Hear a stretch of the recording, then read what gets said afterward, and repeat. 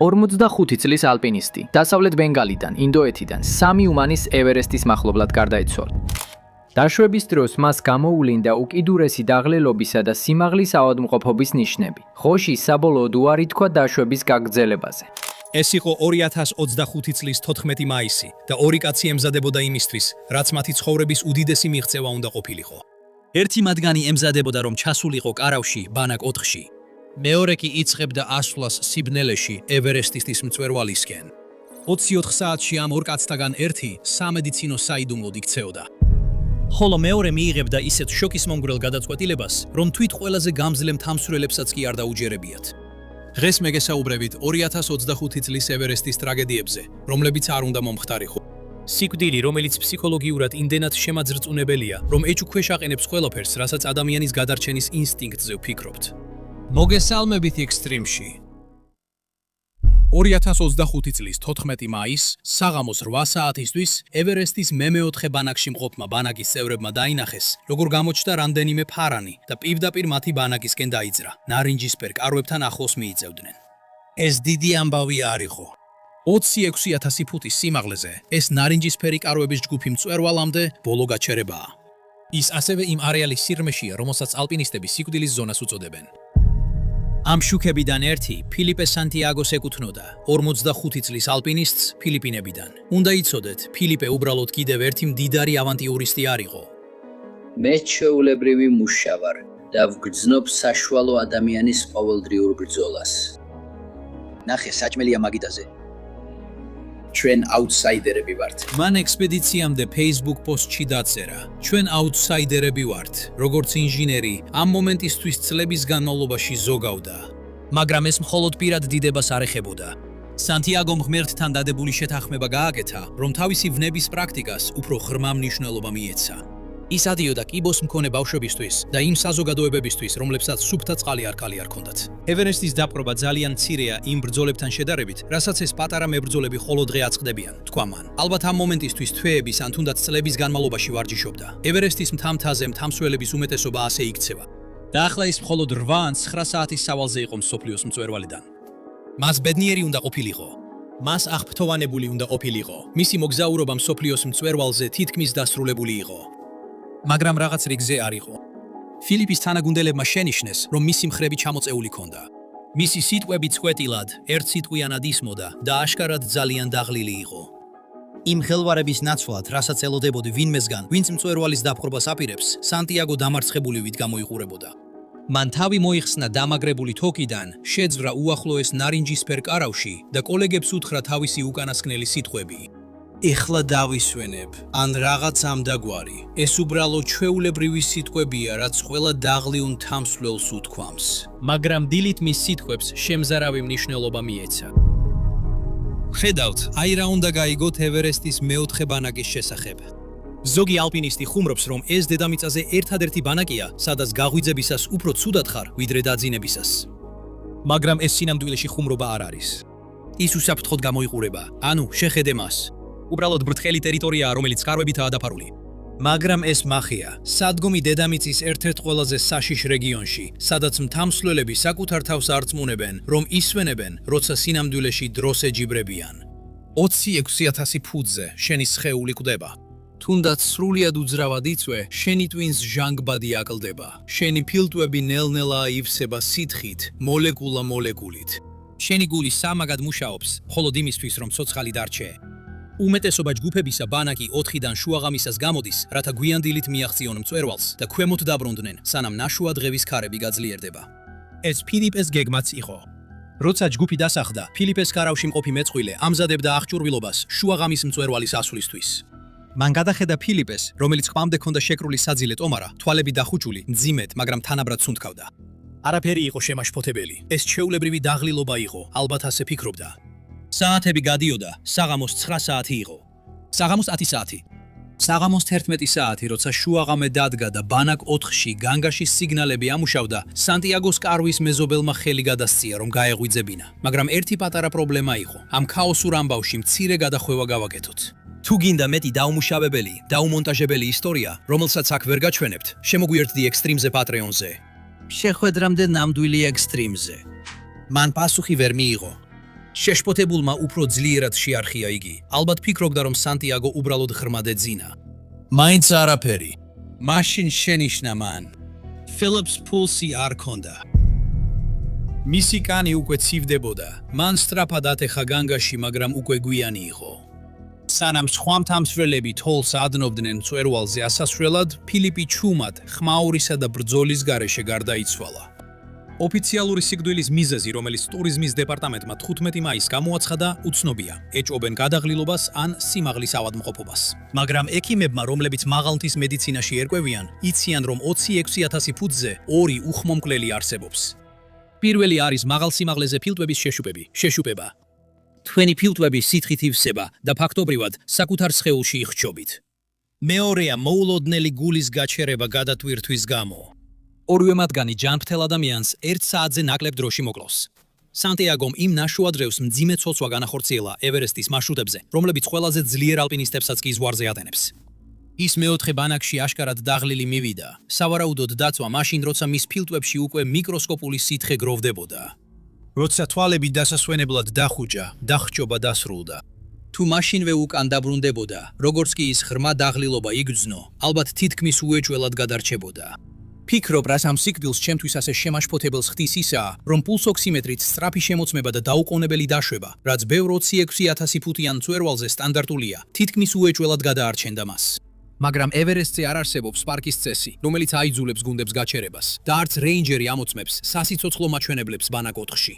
სიკვდილის ზონაში დაწოლა მონეტის აგდებას გავს და ფილიპმა იმ მონეტის არასწორი მხარე ამოუვიდა.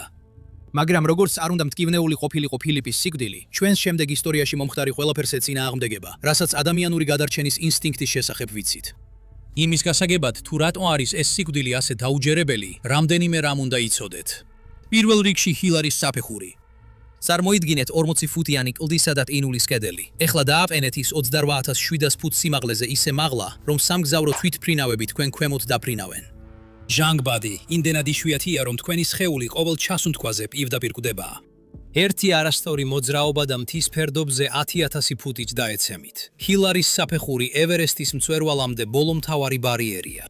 ეს არ არის ადგილი, სადაც ისვენებ და არც ადგილი, სადაც გადაწყვეტილებებს იღებ. ეს არის ადგილი, სადაც სწრაფად უნდა იმოქმედო, თორემ მოკვდები. თუმცა გარანტიები არ არსებობს. რაც მოხდა ჰილარის საფეხურზე 2025 წლის 15 მაისს, ეწინააღმდეგება ყველა იმ გადარჩენის ინსტინქტს, რაც ადამიანს აქვს. დავიწყოთ 19 საათით ადრე, როცა ყველაფერი ნორმალურად ჩანდა. ეს არის საბრატა ღოშის ისტორია. საბრატა ღოში წლებია ევერესტზე ოცნებობდა. 45 წლის საბრატა ღოში რანაგატიდან, ბენგალიდან ყველაფერს სწორად აკეთებდა. მან თავისი სხეული გაავარჯიშა, ფული დაზოგა, სანდო კომპანია Snowy Horizon Treks დაიქირავა და გამოცდილი შერპა გიდი, სახელად პალშან თამანგი, მიაკუთვნეს. მაისის 14-ის ღამეს ორივე მამაკაცი მწვერვალზე ასასვლელად მოემზადა. ეს არის მომენტი, რომელსაც ევერესტის ყველა მთავრთამსვლელი ელოდება, საბოლოო ასვლა მსოფლიოს მწვერვალზე. მაგრამ გოშმა მიიღო გადაწყვეტილება, რომელიც ტრაგედიამდე მიიყვანა. მას სურდა, რომ გაეწყო ღამის 10 საათზე ახლა. ეს შეიძლება დიდად არ მოგეჩვენოთ, მაგრამ ევერესტზე დროის შერჩევა ყველაფერია. თამსვლელების უმეტესობა მწვერვალისკენ სვლას შუაღამესა და დილის 2 საათს შორის იწყებს. რატო? იმიტომ რომ მწვერვალზე უნდა ახვიდე დილის ბოლოსთვის და ჩამოხვიდე მანამდე, სანამ ნაშუა დღევის ამინდი სასიკვდილოდ არ გადაიქცევა. ღამის 10 საათზე დაწყება ნიშნავდა, რომ ისინი უკვე ცოტათი რისკავდნენ გრაფიკით. ეს დრო მათ მწვერვალის რიგის წინა ნაწილში აყენებდა, რადგან მარშრუტზე უკვე არავინ იყო მათზე მაღლა. არ იქნებოდა ადრეული რადიო ზარი, რომელიც ახალი ქარის ან ღრუბლის შესახებ გააფრთხილებდა. სხვა სიტყვებით რომ თქვათ, ისინი ბრმად ადიოდნენ. მაგრამ გოში არ აინტერესებდა. ის აღფრთოვანებული იყო. შესაძლოა ზედმეტად აღფრთოვანებული. თავდაპირველიდანვე რაღაცა არ იყო რიგზე. გოში ნელა მოძრაობდა, ძალიან ნელა. მისი თავსანათის შუქზე შერპა თამანგმა, მისმა მეგზურმა დაინახა, რომ მისი კლიენტი ყოველ ნაბიჯზე იბრძოდა. მინდა წარმოიდგინოთ, რომ ამ მომენტში შერპა თამანგი ხართ. თქვენ ამ კაცის სიცოცხლეზე ხართ პასუხისმგებელი. ხედავთ, რომ ძალიან ნელა მოძრაობს, მაგრამ ასევე იცით, რომ ამ შანსისთვის 10,000-ობით დოლარი აქვს გადახდილი. წლებია ემზადებოდა. უკან აბრუნებთ, დაუნცხრევთ ოცნებებს.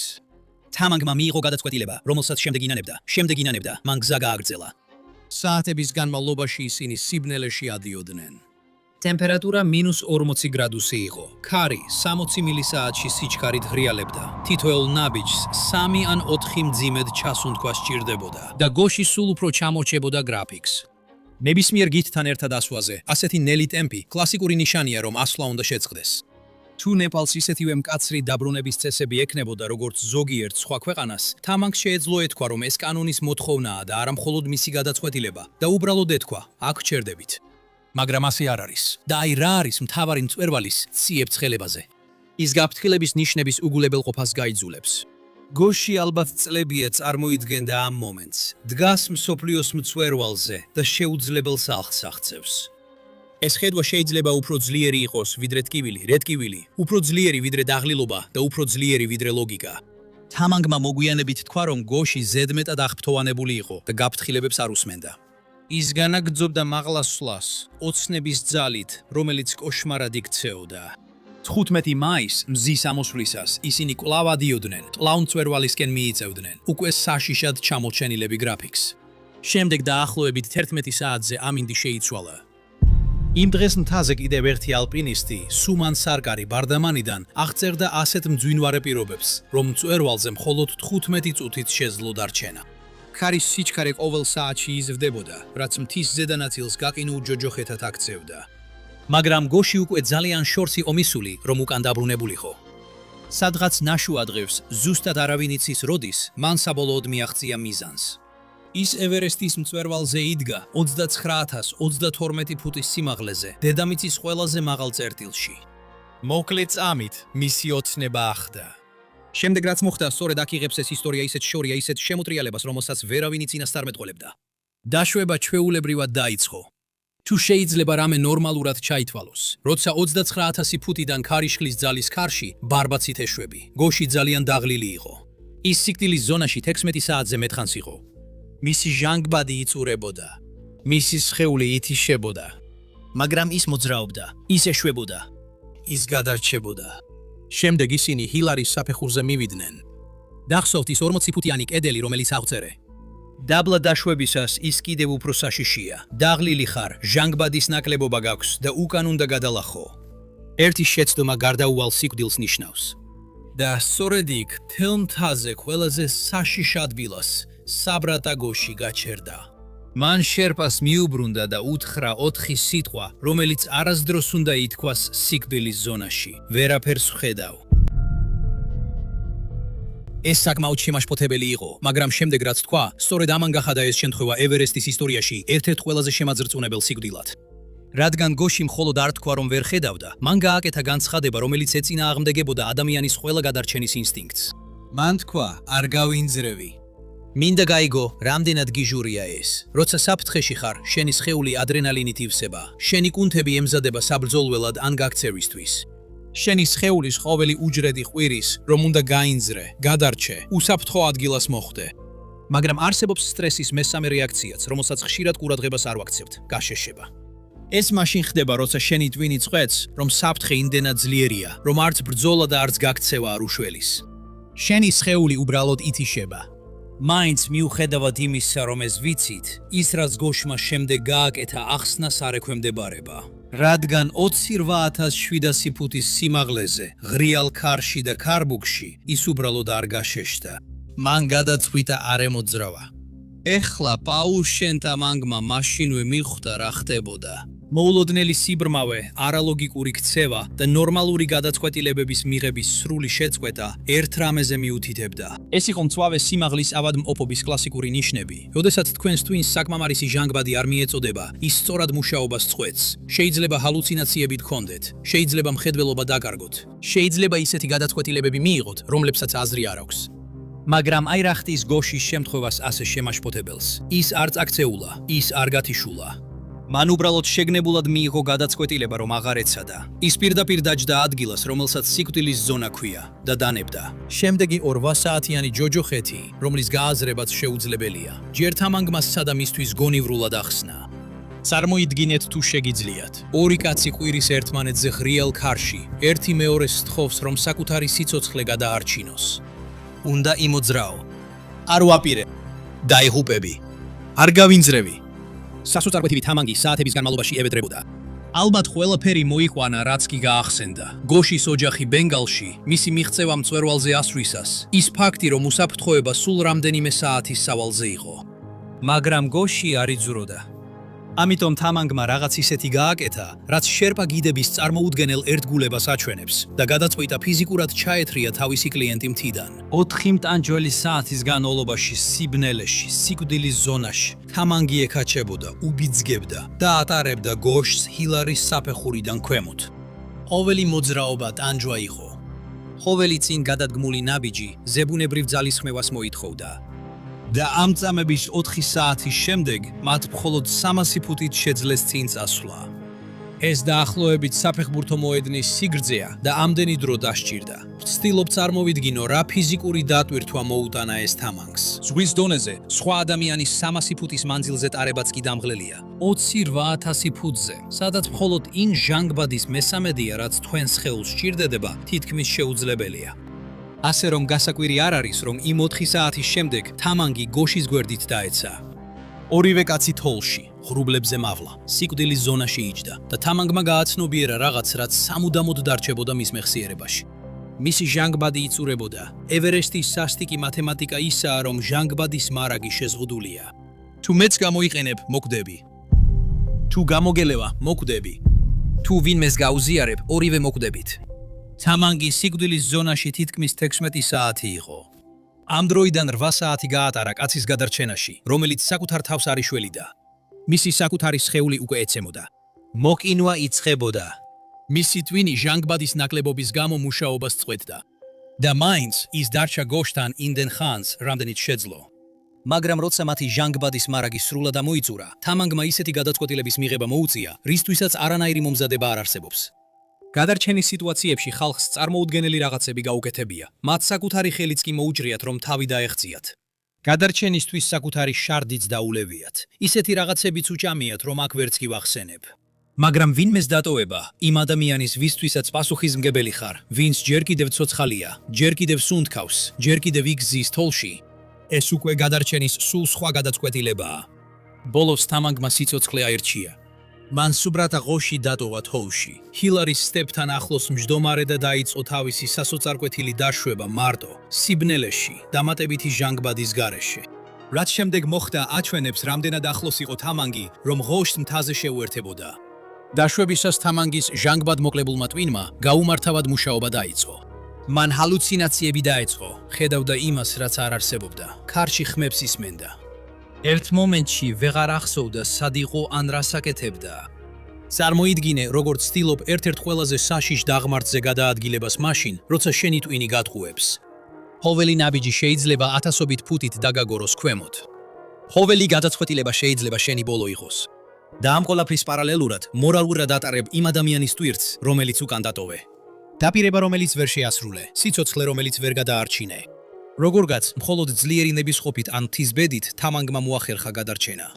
ის მეოთხე ბანაკში გათენებისას მივიდა, მას შემდეგ რაც თითქმის 20 საათი სიკვდილის ზონაში გაატარა. მისმა თანამგზავრებმა ის მძიმე მოყინულობით, გაუგებარი ბოდვით და თითქმის მკვდარი იპოვეს. ორი სრული დღე დასჭირდა, რომ საკმარისად მოღონიერებულიყო და აეხსნა, რა მოხდა იქ, სიბნელეში, ჰილარის საფეხურთან ახლოს. როდესაც სამძებრო ჯგუფები საბოლოოდ მივიდნენ ჰილარის საფეხურთან, სუბრატა ღოში ზუსტად იმ ადგილას იპოვეს, სადაც თამანგმა დატოვა. ის ისევ იმავე პოზაში იჯდა, ისევ ეცვა მთელი აღჭურვილობა, გაყინული იყო ზუსტად იმ მდგომარეობაში, სადაც გადაწყვიტა, დანებებოდა.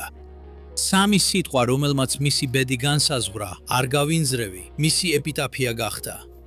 რაც ამ სიკვდილს ასე შემაძრწუნებელს ხდის, მხოლოდ ის არ არის, რომ გოში ევერესტზე გარდაიცვალა. ევერესტზე ადამიანები ყოველ წელს იღუპებიან. საკითხი ის არის, რომ მან თავად აირჩია სიკვდილი. ის დაჯდა დედამიწაზე ყველაზე საშიშ ადგილას და უარი თქვა საკუთარი თავის გადარჩენაზე. რა თქმა უნდა, გოში უკვე 16 საათზე მეტი იყო სიკვდილის ზონაში, როცა დაჯდა. მისი სხეული ითიშებოდა, მისი ტვინი ჟანგბადის ნაკლებობის გამო არასწორად მუშაობდა. მაგრამ სხვა მთამსვლელების სიკვდილის ზონაში უფრო დიდ ხანსაც გადარჩენილან. სხვა მთამსვლელებსაც გადაუძლევიათ მსგავსი გადაღლა. რით განსხვავდებოდა გოში? რატომ დანებდა ის, როცა სხვები ბრძოლას აგრძელებდნენ? მე წავიკითხე ათეულობით აღწერა სიმაღლის ავადმყოფობის შესახებ და მიუხედავად იმისა, რომ ის გავლენას ახდენს გადაწყვეტილებების მის მიღებაზე, ჩვეულებრივ ადამიანებს ბოლომდე დანებებას არ აიძულებს.